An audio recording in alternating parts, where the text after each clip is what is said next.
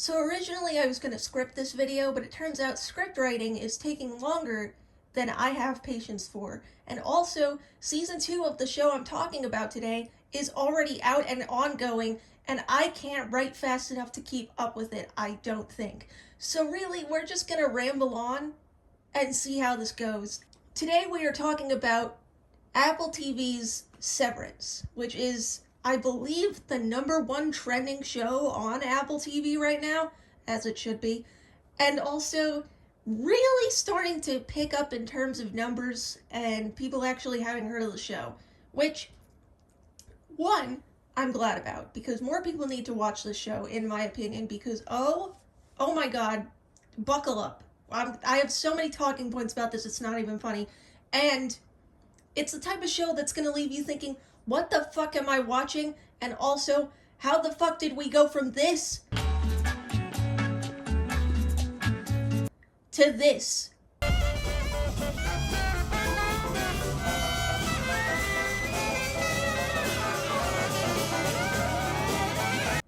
Anyway, Severance is a show about office workers.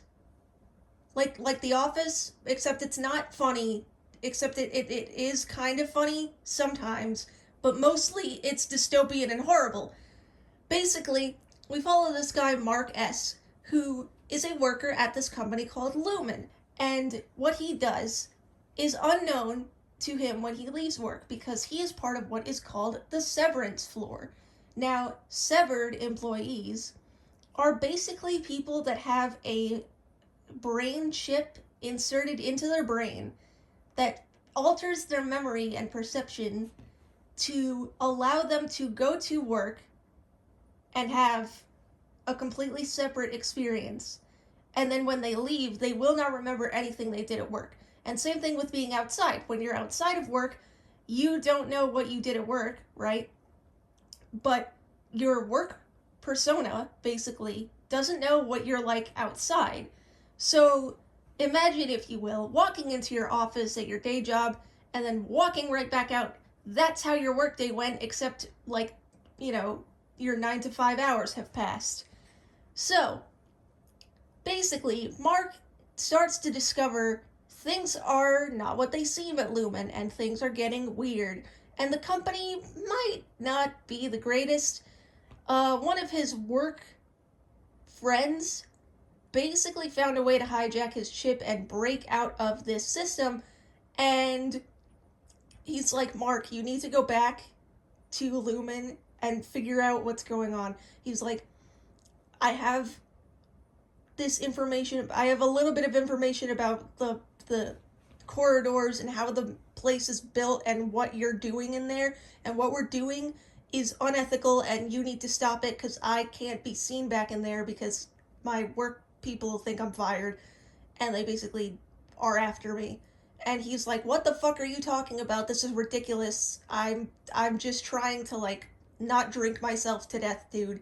Because it turns out the reason that Mark took the severance position in the first place is apparently because he wants to basically avoid grieving his past wife. And let me backtrack. So this guy, this coworker, is like, you need to go in there and stop this. Your work self needs to figure this out, and blah blah blah. Meanwhile, a new person who's been hired to take the guy's place, Helly, she shows up and she's like, I want out of this work environment. I hate it here. This is like torture. What did you do? What did you do to me? Like, I can't remember anything. Why are things like this? And every time she tries to escape, it doesn't work. She tries all sorts of different things that the system is able to detect, like writing notes and putting a note in a pen cap and swallowing it, even though apparently there's also a system that will be able to detect the text through your body. So she ends up not actually swallowing the pen cap. And then she's trying all these things and the system gets breached and everything is going wrong, and it's like, I just want out of this. This sucks. But over time, right, she starts to actually get a feel for the environment, and ends up actually working a little bit anyway, and like doing their sort of data refinement thing, which they still don't exactly know what they're doing even while working. They just know that it's important and secretive. And that doesn't sound suspicious at all. And as the main characters in this office setting begin to discover more and more trippy, weird, and fantastical things about the office, and by fantastical I mean fantasy based, not, oh my god, this is fantastic, I'm so overjoyed. No, no, more like fantastical in the, what is going on, this is horrifying, please stop type of way. And meanwhile, on the outside, Mark is starting to learn that his coworker uh, may be crazy, and also maybe he is saying something that could be truthful because things are a little strange, but he ends up dead.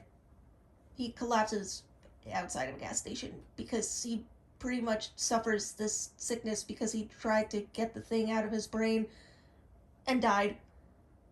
This series has me by the balls, alright? Like, I'm not the type of person to just watch whatever show, really. Like, I'm very particular about the types of shows I watch and the types of things that get me hooked. If you're not hooking me in the first episode, you will probably lose me.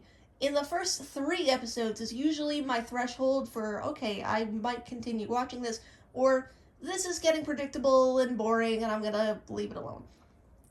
I don't necessarily like shows that are very formatted and kind of predictable. Like, I hate rom-coms, alright? It's always idiot boy finds pretty woman has no interest in him, he does some stupid things to get her attention, she's dating someone else, and then they end up breaking up because the first guy she was dating is an asshole, and then the second guy swoops on in the main interest who's, dumb and stupid, and then it's like, oh my god, I knew you were the right person all along, you're actually, charming or whatever, and then it ends. Like, it's the same thing. And to me, that's annoying. So when you have shows like this that are just throwing things at you all the time, where you're standing there, or sitting there rather, when you're sitting there, like, there is no predicting what's gonna happen next. Like, you cannot track anything that goes on in terms of what they're gonna throw at you, in terms of the shock. The ending of the first season had my jaw on the floor. That's how you get me involved in this stuff, all right? Like, there are some moments in Severance where it feels so unsettlingly long and drawn out because you have these twisting hallways. It's very labyrinth, right? You've got these twisting hallways and like these rooms that don't really make sense in where they're placed, and all of these strange layouts and really interesting shots, and the lighting and the direction and the acting. Oh my god, the acting. Adam Scott, brilliant.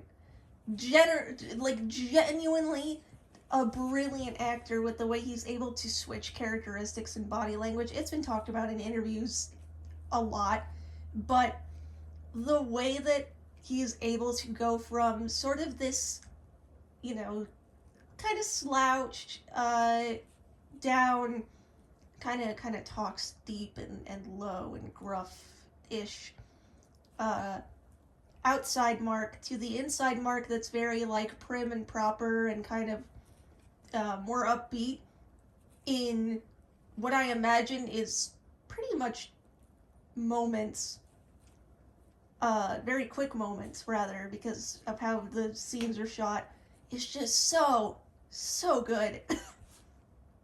And season 2, as I mentioned earlier, is currently coming out and ongoing. We've only gotten 2 episodes so far at the time of recording, and the way that we're going about basically discovering the outside characters of the main group that we've been following in Lumen's workplace is so interesting already. Like, we're seeing more of these characters who we've been following, but only in the workplace, pretty much. For the most part, it does follow Mark specifically. You get to see both him in and out of work.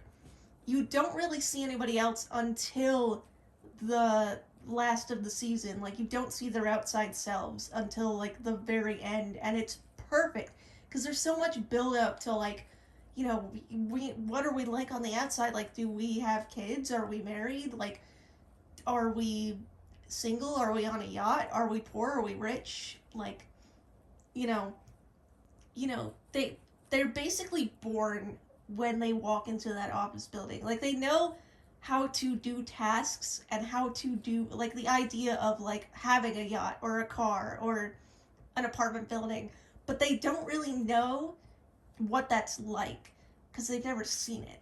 It's just like so twisty and mind warpy, and like thinking about it from a perspective of like, I don't know, having to live a double life or having to basically personify yourself from one place to another, even if it's not like on purpose, because like, you show faces to different people when you're in social situations. Like, it's you're gonna act differently with a group of friends than you would with a boss or an elderly person or like, your grandma.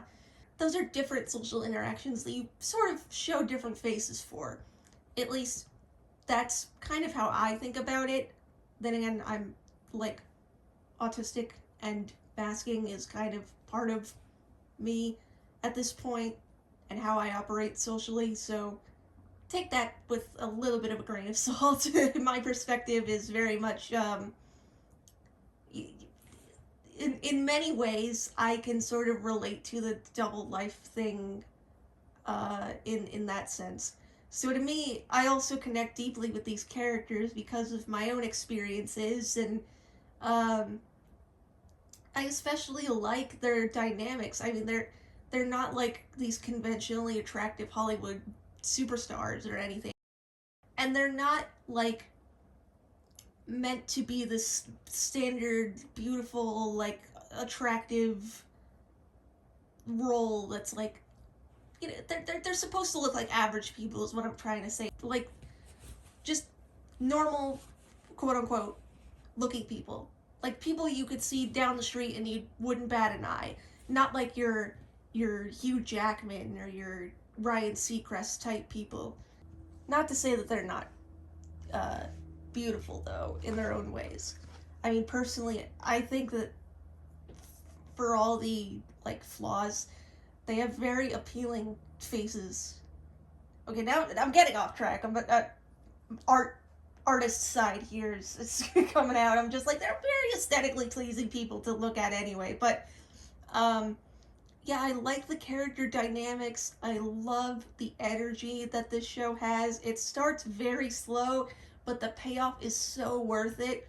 And you really get a sense of this sort of world where so much is just run by Lumen that, like, it's like sort of like a Disney thing where like it's so prominent in the culture.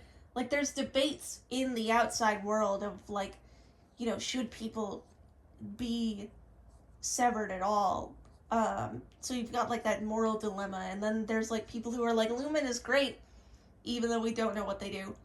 And then you have people that are so dedicated to like Lumen's cause, whatever that is, because we still don't really know, that are like raised up in this culture built around this company and its like founders and stuff. It's very much like it's inspired by like the Stanley Parable in 1984 in Brazil, which I fucking love Brazil. I'm going to do a video on that too, um, after I rewatch it.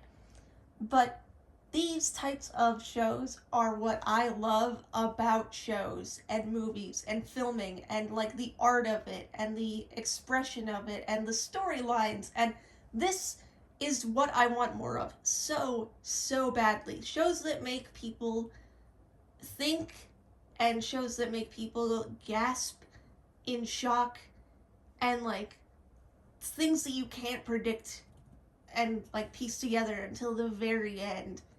It's so wild and I love it and I think you should watch it, and that is my very long-winded rant. So yeah, Severance, Apple TV, it's worth the subscription. I swear it is. I listen, I do not I'm no like corporate lover, all right? I cannot shill Apple. I hate MacBooks, okay? But the Apple TV subscription I got specifically to watch this show because I was hooked from the moment I saw it the day after Thanksgiving in the living room with my other family members. I mean, come on, you open on a woman on a table, waking up confused and being like, where the fuck am I? And you've just got this speaker going, who are you? It's just like, bro, you already got my interest like 10 seconds into this opening. I can't just let that go. It's like, that's the greatest opening ever. Give me questions to be asking the second I start. All right? It's like, it's like the first page of a book. If someone isn't dead, I'm not interested. I think that's about all I could say. I want more people to talk about this with, because I love it so much, and there's so much more detail I could go in if I did script this out, but I'm just gonna do this in a very rambly way, and yeah, I one day I'll go episode by episode about this, because I love it so much, and I could talk about it forever. New hyper focus unlocked, I guess. But yeah, I just wanted to make this and put it out there so that I could actually say, like, watch it, because there's a second season. It's ongoing. You can very much binge it and catch up and be on task with everybody else now, So, for once, I'm not late to the party. At least, technically, not. The show came out like 2 years ago, but it's okay. Anyway, that's it. I'm gonna stop rambling now. I'll save that for my episode by episode go of this. Yeah. Thanks for watching. Bye.